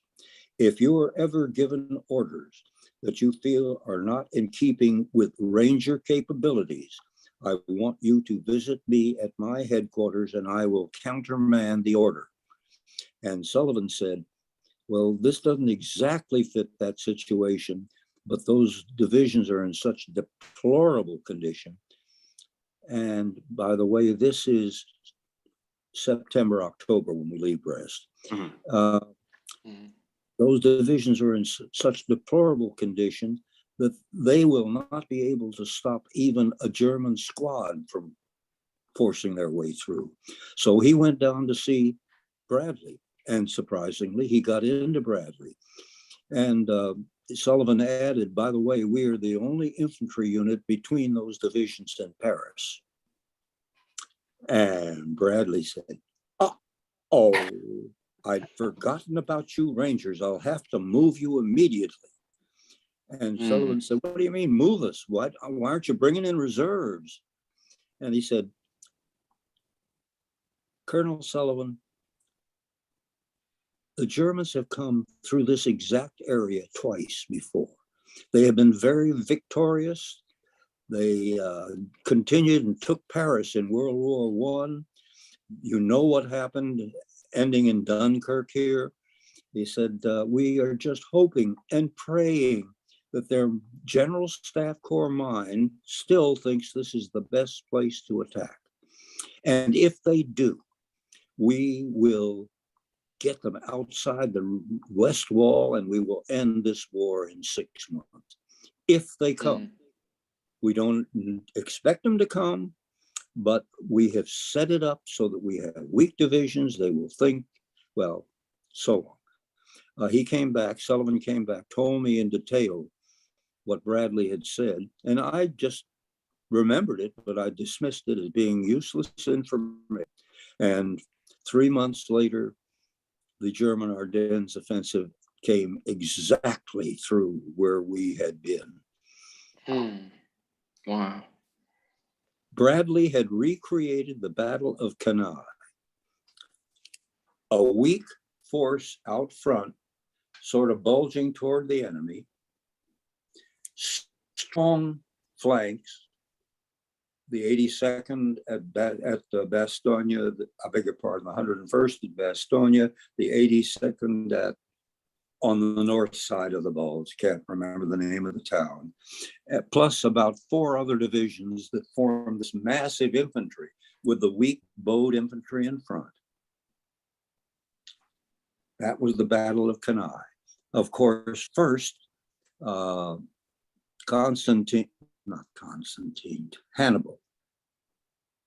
No, can't think, I think it was Hannibal, but anyway, the Carthaginian general prince, he took his heavy cavalry out and ravaged the Roman cavalry. The Romans didn't have stirrups or anything like that, and he just butchered them. The battle comes, the Roman soldiers found the weak spot in the center. They had made a penetration, pushing the Roman legions aside and backwards. And as they continued the fight, the Roman commanders poured more and more troops from the flanks in through the breakthrough. End of battle. The forces on the sides come in and crush the Germans of the Romans. They had to, Roman legions fight well to the front. They do not fight to the right flank or the left flank. And now they were being attacked on one flank or the other flank, depending upon where you were in the battle. The results of that battle, Hannibal had, I believe it was around 30 or 40,000 troops. The Romans had 80,000, of whom 60,000 were killed in action. Yeah. Probably the greatest victory, military victory, that has ever been executed.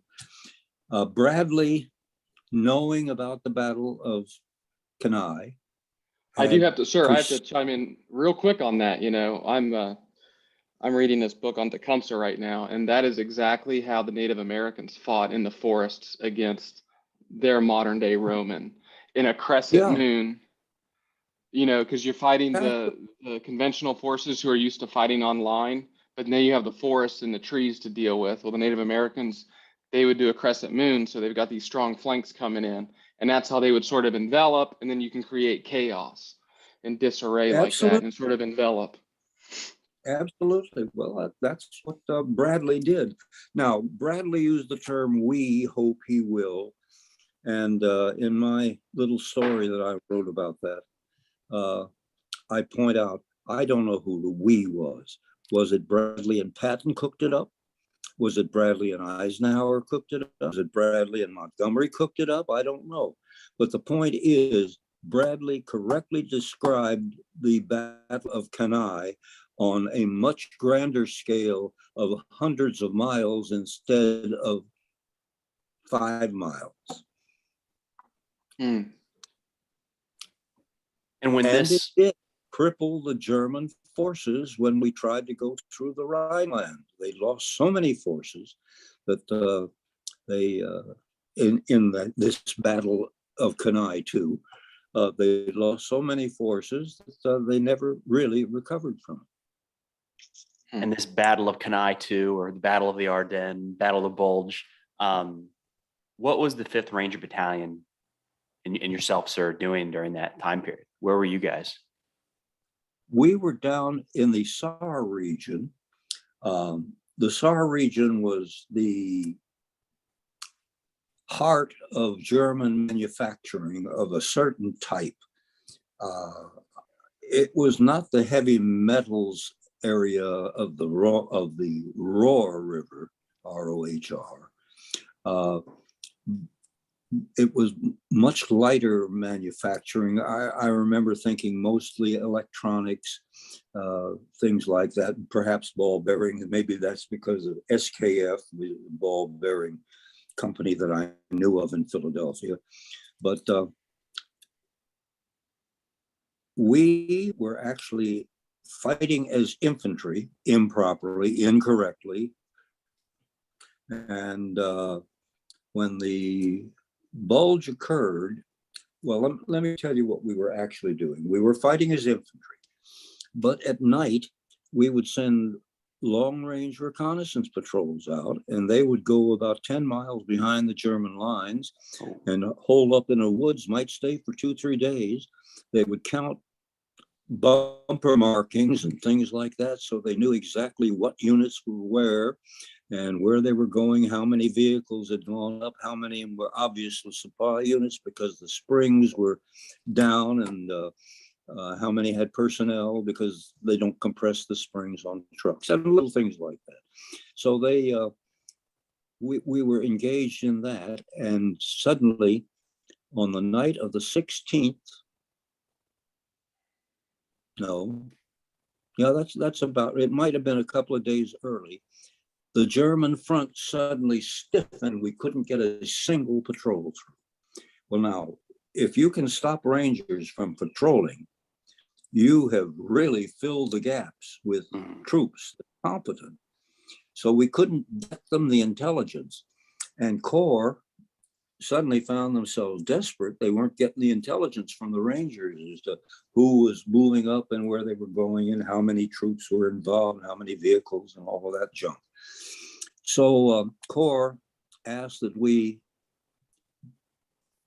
put on an attack and bring back a German officer, try to find out what's happening.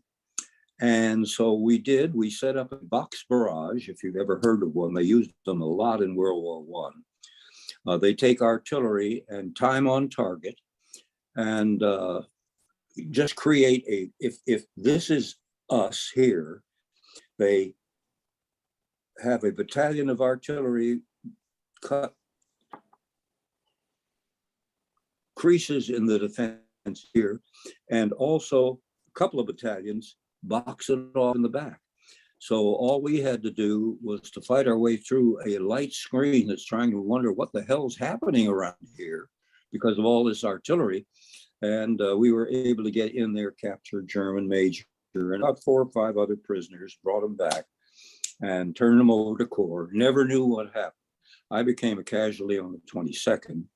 And as a result, I know nothings. Well, how did you get injured? Yeah, what happened? Jeep accident. Oh. When on the 22nd, the Battle of Ardennes had been going for almost a week, 6 days. And we were given alert orders to move out on 1 hour's notice. I was at forward headquarters in, starts with an L, Lauterbach. I was at Lauterbach, and I think it is Germany. Some people would say it's France. Other people would say, forget it, it's Alsace-Lorraine. But anyway, we were in Lauterbach, and I was the S4, and my headquarters, Battalion Rear, was about 10 miles back in a little place called Aspenhügel. As soon as I got the word that we were moving out in an hour, I called by wire. I was able to call my rear headquarters and have them begin the preparation for move out within an hour, and send me a radio jeep with and the radio jeep had a huge radio. It was probably 3 feet by 2 feet by 2 feet, and it had a huge range. I had them send me one of those so we could communicate properly with Corps and so on. And then I took off. Total blackout. The Germans had most of the route I wanted to take under observation, so you couldn't use cat's eyes, you couldn't use blackout lights, you couldn't do anything. So I took the short route time and was proceeding along a snowbound road. It was asphalt, and we were doing around 55. At least that's what happened. I looked down at the speedometer, and we were doing 55. Now it is moonlit, and the snow tells you where the road is. It's straight as an arrow, and I looked at that speedometer and I said, Eckerd, slow down. He said, you told me to hurry. And I said, slow down, goddammit. And he hadn't put his foot on the brake when the radio car I'd called for from rear met us bumper to bumper. No right deviation, no left deviation. We were square on, number 3. And Sergeant Graves, the radio operator of the other Jeep, had 2 broken legs. Moyer, the driver of that Jeep, had been silly for the whole ordeal. He kept coming up to me, say, Captain, what can I do? He just would knock silly. My driver had a broken leg and I had a broken leg. At least I was thrown over into a ditch to the right and was perfectly safe. This was the main artillery targeting area of the Germans, particularly infantry fire. They would fire at a farmhouse that was here. They hadn't done so yet this night. And the next thing I knew, what I did, I told Moyer, come here beside me and let's moan. We can just moan. Nobody will hear us, but at least we'll feel better by moaning. And so we had 4 people there in and out of ditches, moaning. And the next thing we knew, there was an ambulance. There were about 10 corpsmen around. They were fixing our wounds. They put us on litters and things like that. And I said, where the hell did you come from? He said, we moved into that farmhouse after dark. I said, will you get to your commander immediately and tell him that is the target for the German interdictory fire for this area. Get the hell out of that farmhouse or you're all going to die. I don't know if he did, but they put me in the ambulance, took me to Fourback, took the x-rays and things like that. Told me I had a broken leg and a broken hip and all kinds of lacerations where I went through the windshield. And that's it. And by the way, for years, you remember the little clips on the World War II helmet that held the headband? I had a series of those marks as scars down from my forehead down to the nose. Wow. Oh, wow. Yeah. I mean, that's the thing. There's danger lurking everywhere. It's not just the bullets, right? You're doing things that is something as simple as driving a Jeep. But the thing is, you're doing it at night, right? And you're doing it in enemy territory. You can try to be safe and all you can, but danger is lurking everywhere. Yeah. Well, you stop and think. At Saint-Pierre-du-Mont on the night of D-Day, no, the night of D+1, here I am, an inexperienced captain commanding a considerably greater than battalion force. I have 1 infantry company, I have 3 ranger companies, and I have the decimated remains of 3 or 4 other infantry companies, plus a headquarters company that went with 116th 1st Battalion. I had all kinds of fire control, artillerymen, forward observers, things like that. And what do? I gave orders. I went up into a hayloft and slept for 8 hours. I hadn't slept for 72 hours. Oh. So I had pulled 3 consecutive watches aboard the Prince Baldwin. One of them was my watch. Sullivan was Wise was to relieve me. And I said, let's face it, this guy is our mortar company. He's also got a ranger company. He's going to be busy. Let him sleep. And the next one was Major Sullivan was to take the watch. And I said, well, let Sully sleep too, except I know he won't sleep because he never sleeps. He's always got those rubber shoes on, walking around, looking to see what the enlisted men and officers are doing in their spare time. Sneaky. Yeah. Well, he was the best informed man in the battalion, always. But that's because he visited and he found out what was happening all around him. Well, sir, we've hit the 2-hour mark here.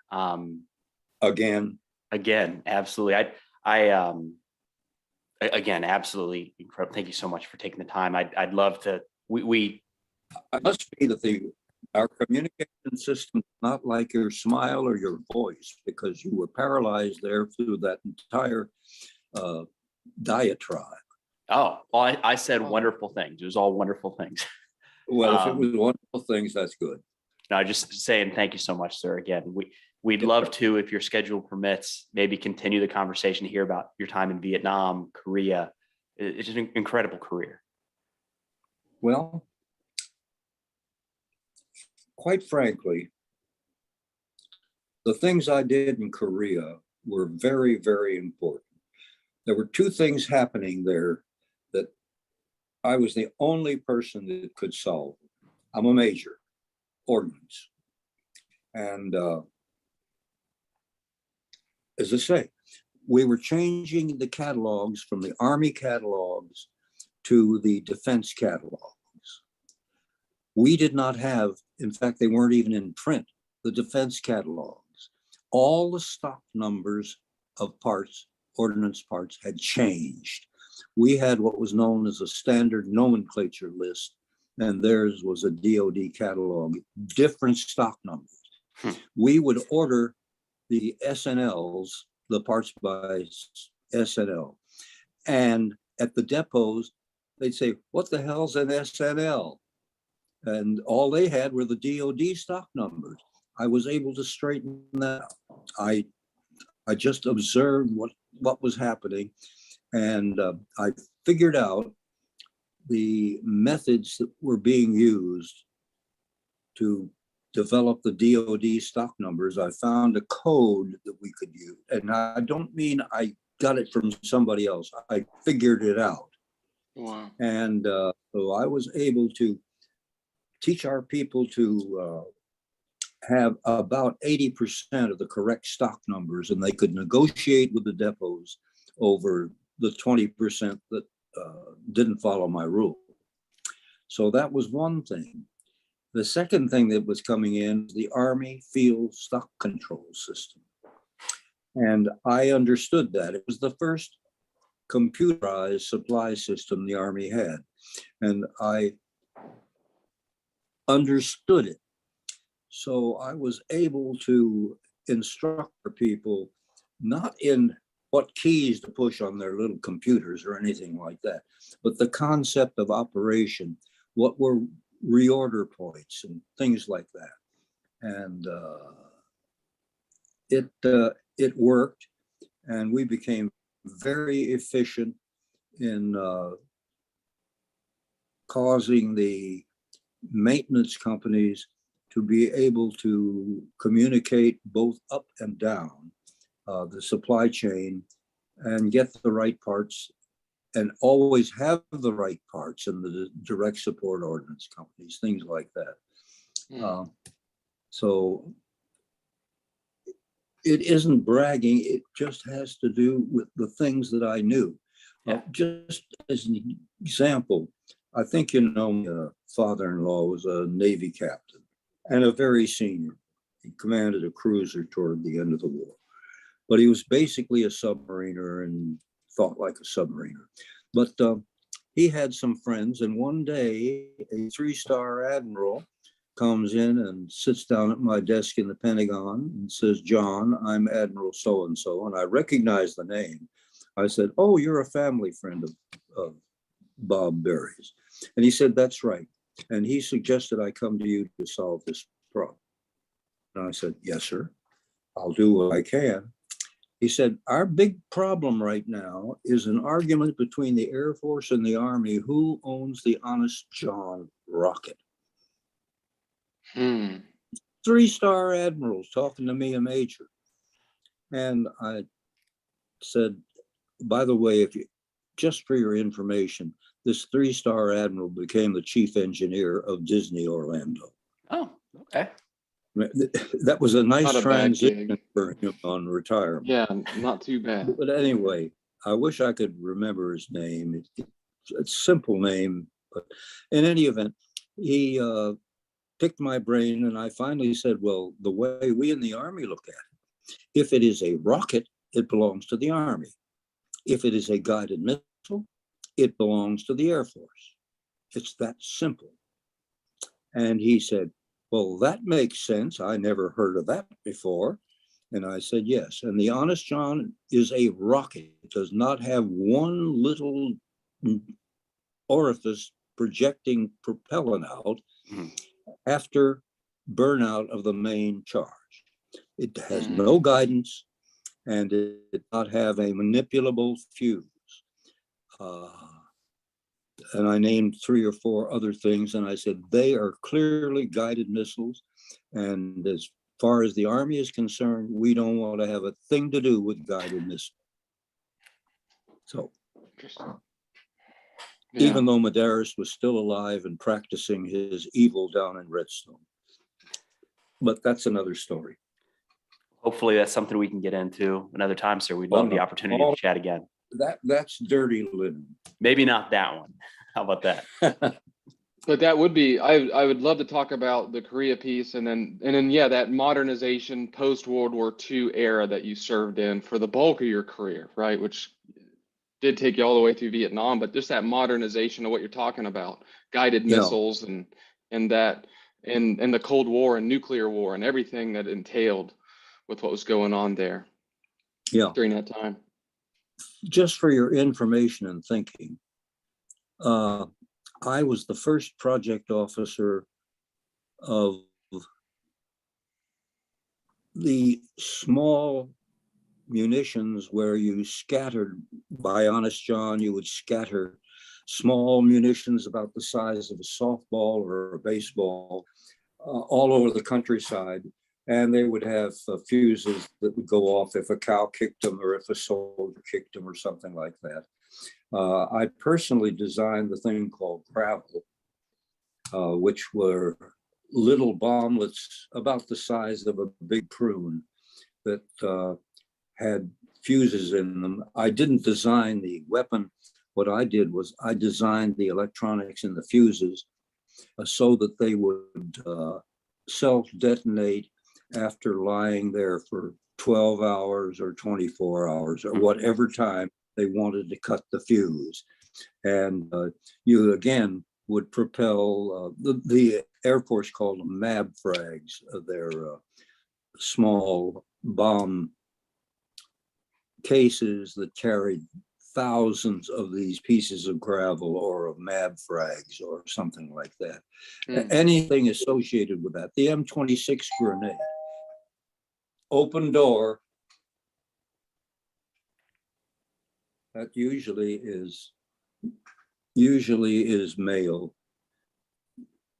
If they don't open door, I don't pay any attention to them. I can get the mail later.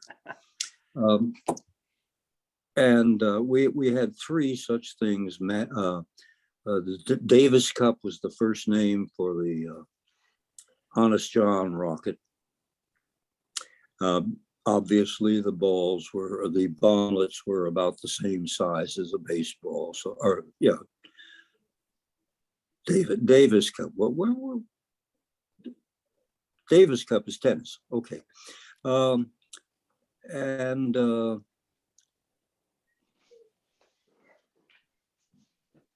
Those were some of the projects that I was involved in. My basic job was artillery ammunition.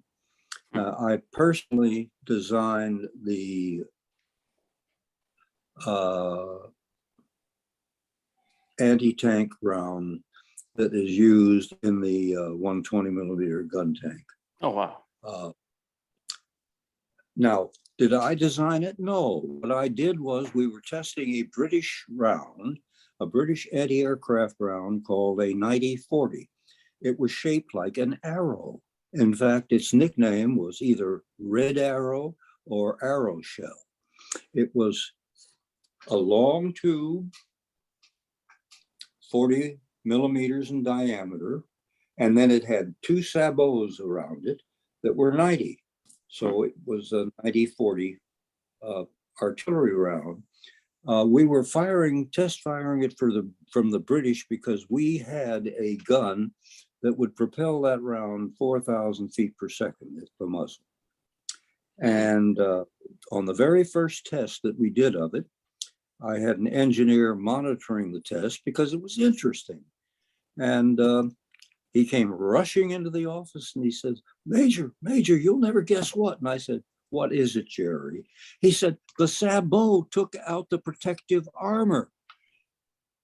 We had instrumentation. The round was fired through a 16-inch armor plate, through a hole, so that the sabot would hit the armor plate and not go down and destroy the instrumentation. And he said, the sabot took out the armor plate. And I said, Jerry, and I mean, it was this quick. I said, Jerry, get DNPS, Development and Proof Services at Aberdeen, to make an identical shell, 90-40 shell, to including the sabot, the fins, and all of that, put an armor-piercing cap on it, and fire it at a 60-degree layover piece of armor, 8 inches thick, or whatever the standard target was. He called up. It took him a whole day to manufacture this particular thing. They fired it the first round. It took out 60-degree, 8-inch armor as if it were butter. And we had a new anti-tank gun, and I invented it. Wow. Our new tank round, and I invented it. I invented I invented, as I say, the gravel electric circuits. In the Atomic Energy Commission, we dropped a nuclear bomb off the coast of Spain in very deep water.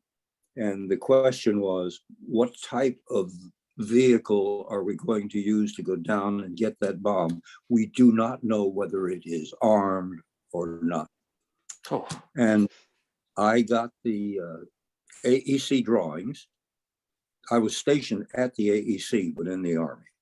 I got the AEC drawings of the fuse circuitry, or maybe it was the warhead circuitry, and I chased electrons for 3 or 4 days. And I became convinced that the arming process had started but had not completed, and therefore it was safe to send a normal recovery crew down. Didn't have to worry about all the other things that would kill people. Holy cow. So the Saws machine gun. When I was at Rock Island, I took it under my major generalship to supervise the Saws machine gun. And there are 4 competitors for that machine gun. And Rock Island thought the best thing to do was to get a new ammunition as well as a new gun, an ammunition that would successfully defeat all of the military requirement targets. The stupid eggheads in OSD said, oh no, that will introduce a new caliber.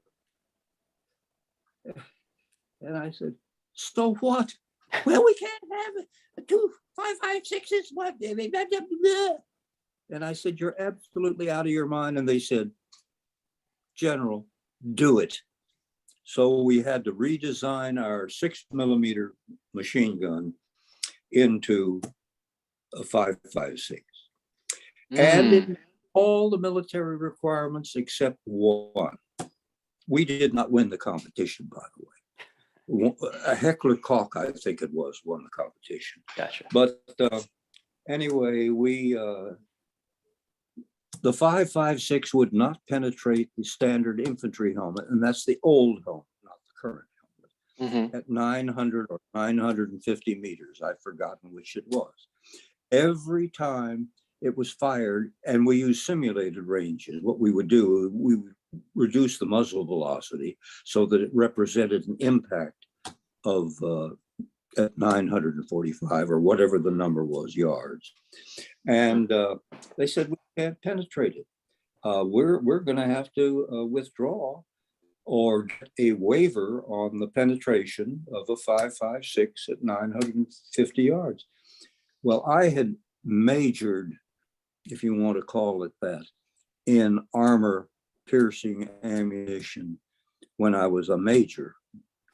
And though most people didn't know it, I knew more about armor piercing ammunition than the PhDs who worked for me. So I said, well, I want you to do two things, but do this one first. Make a bullet, standard bullet, and instead of filling it with lead antimony, I want you to put a cone in the point of that cavity, armor piercing steel. It will fit in the cavity contour wise, and it will be no more than 1/4 of an inch from point to base. Fill the rest of it with lead antimony. Fire me one round at 950 yards or whatever the yards were. Mhm. They did this. It took them 2 days to do it.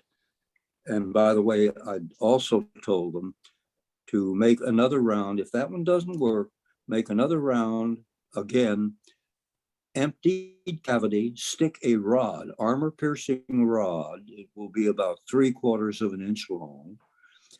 Give it a sharp point to fit that point, and then fill it with lead antimony. And if the first one doesn't work, the second one, I guarantee it will work. But the balance that long rod so that the bullet just doesn't go. Oh, sure. Yeah. I said, try the cone first. They fired one round of the cone. They said it went through both sides of your damned helmet. So that's the second one. That is still standard. The tank round is still standard. No kidding. Wow. Gravel has been discarded as a military weapon. Inhumane, because little children wandering through the forests of Vietnam blew off legs. And I always thought McNamara's emphasis was bad.